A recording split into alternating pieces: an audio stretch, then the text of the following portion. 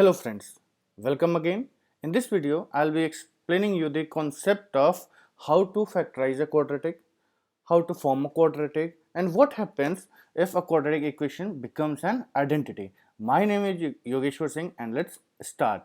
For factorizing a quadratic, as I have already told you that ax square plus bx plus c is a quadratic where a is the leading coefficient and c is the absolute term. A, B, C are constants. This equation can be factorized as a times x minus alpha into x minus beta, where alpha, beta are the roots of the quadratic equation ax square plus bx plus c is equal to 0.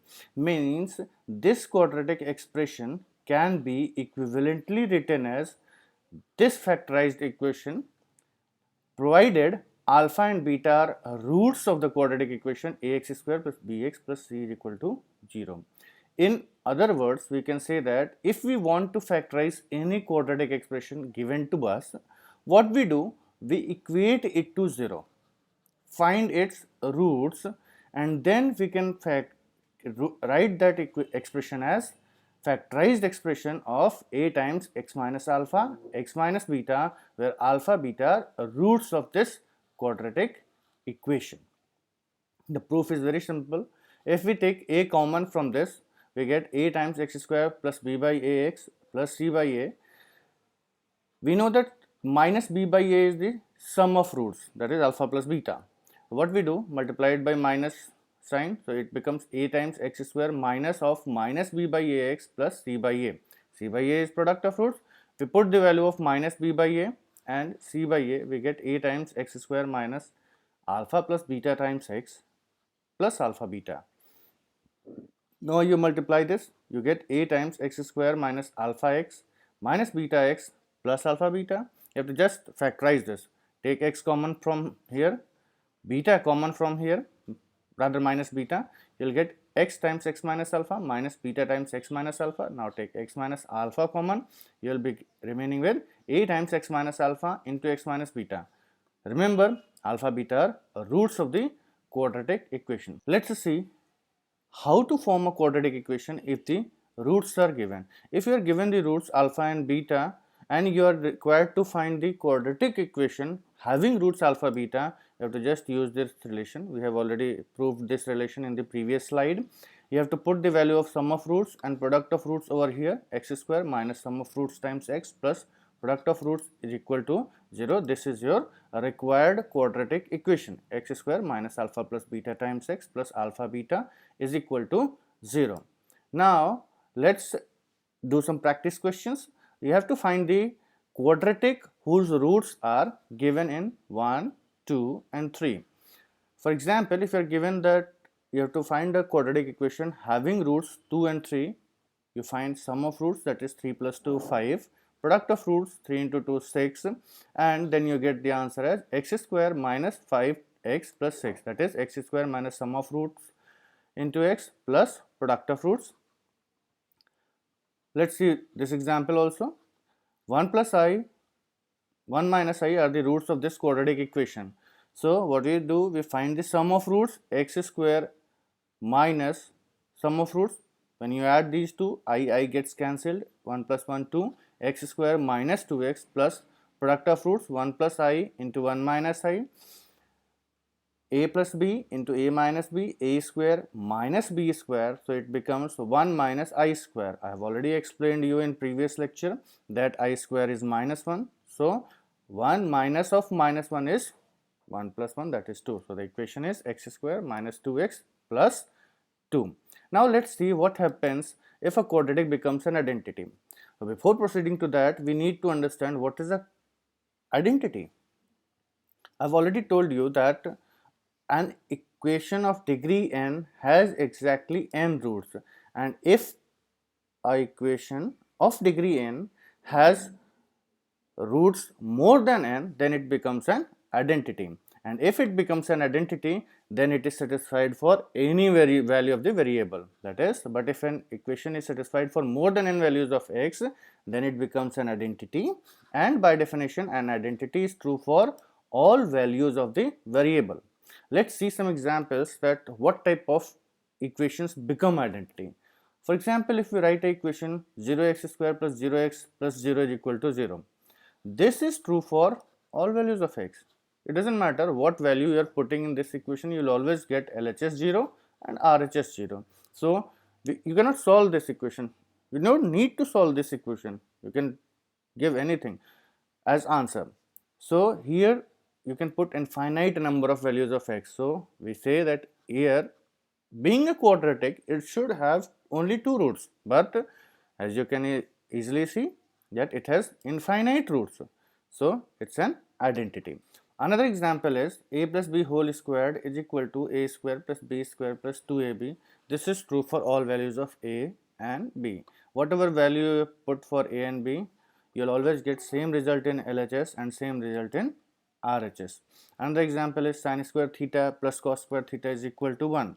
This is true for all values of theta. So these are a few examples of an identity. It doesn't matter what value you take for x, a, b or theta, you will get the same result on both LHS and RHS. This is also an example of identity. 2x plus 3 is equal to x plus 1 plus x plus 2. This is also true for all values of x. This example I am giving because it is not always necessary that you will get an identity of this kind. This is also an identity. 2x plus 3, you can write it as x plus 1 plus x plus 2. So this is an identity. You can put any value of x over here and get the result. Now let's see the proof that how a quadratic can become an identity if it has more than two roots. That is, if a quadratic ax square plus bx plus c is equal to 0 is satisfied for all values of x, it is only possible if a is equal to b is equal to c is equal to 0, and if this quadratic has more than two roots, then this should be the condition. The proof is, what we do, we assume that let this equation has three roots, alpha, beta, gamma. Since we are assuming three roots, we have to assume that alpha is not equal to beta is not equal to gamma, because you can take alpha any number of times, it doesn't matter. You have to assume these three roots are distinct. Since these are the roots of the quadratic equation, then it must satisfy the equation. So since alpha is the root, we get a alpha square plus b alpha plus c is equal to 0. Similarly, a beta square plus b beta plus c is equal to 0, and a gamma square plus b gamma plus c is equal to 0. Subtract equations 1 and 2. You will get a times alpha beta square minus alpha square plus b times beta minus alpha, c gets cancelled, equal to 0. You factorize this beta square minus alpha square, you get beta plus alpha into beta minus alpha. Take that beta minus alpha common, you get beta minus alpha into a times beta plus alpha plus b equal to 0. So since there are two product of two numbers equal to 0, so either one of them must be 0. So if beta minus alpha is equal to 0, it means beta is equal to alpha, but we have already assumed that beta is not equal to alpha. Therefore, this cannot be 0. Beta minus alpha cannot be 0. It means this factor has to be 0. A times beta plus alpha plus b is equal to 0. Similarly, we subtract 2 and 3 in the previous slide, and we get a times gamma minus beta in times a times gamma plus beta plus b is equal to 0. Since gamma minus beta is not equal to 0, therefore the second factor must be 0. A times gamma plus beta plus b should be equal to 0. So we name these equations 4, 5. Now subtract these two equations. You get this b gets cancelled, a is taken common, you get a times gamma minus alpha equal to 0. You write down, expand it and subtract it, you will get the result. From here you get either gamma is equal to alpha, that is gamma minus alpha is equal to 0, or a is equal to 0, but alpha minus gamma is not equal to 0. Therefore, a should be equal to 0.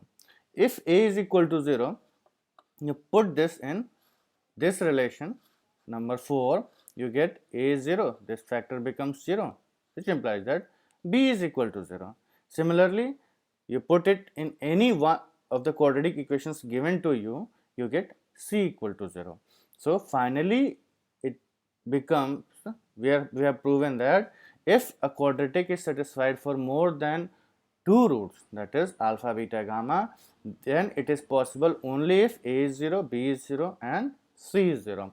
And thus if we put a is equal to 0, b is equal to 0, c is equal to 0, then the quadratic equation becomes 0x square plus 0x plus 0 is equal to 0, which is true for all values of the variable. Now let's do a question. The question says, if equation lambda square minus 5 lambda plus 6 times x square plus lambda square minus 3 lambda plus 2 times x plus lambda square minus 4 is equal to 0 has more than 2 roots, then you have to find the value of lambda. Answer is lambda is equal to 2. You pause the video, solve the question and then see the solution. Since this equation is a quadratic in x, lambda is a constant, you have to find the value of lambda. So if this is a quadratic in x, then it cannot have more than 2 roots, and if it has more than 2 roots, then it must be an identity. So if this is an identity, then all the coefficients must be 0. So what we do, we equate all these coefficients to 0. Lambda square minus 5 lambda plus 6 is equal to 0. Factorize it, you get lambda minus 3 times lambda minus 2 is equal to 0, or lambda is equal to 3 or 2. Second, lambda square minus 3 lambda plus 2 is equal to 0 implies lambda minus 2 is into lambda minus 1 is equal to 0. Lambda is equal to 2 or 1. Lambda square minus 4 is equal to 0. Lambda plus 2, lambda minus 2 is equal to 0, or lambda is equal to 2 or minus 2. We have arrived at 1, 2, 3, 4 values of lambda, but we cannot say that 1, 2, 3 and minus 2 are the values of lambda. No, because if we put 1 in this as lambda equal to 1 in this equation, we will get this relation will become 0, but this will be non-zero, this will be non-zero, because this is 0 for 2 and 3, this is 0 for 2 and minus 2. We need all of them simultaneously 0. For all of them to be simultaneously 0, we have to put a value of lambda such that a, b and c, all of them becomes 0. So we take the common value, that is 2, 2, 2. Therefore lambda is equal to 2 is your answer. Thank you for watching. Please do subscribe to my channel. Remember, practice makes someone perfect, and there is no substitute for hard work. Thank you very much.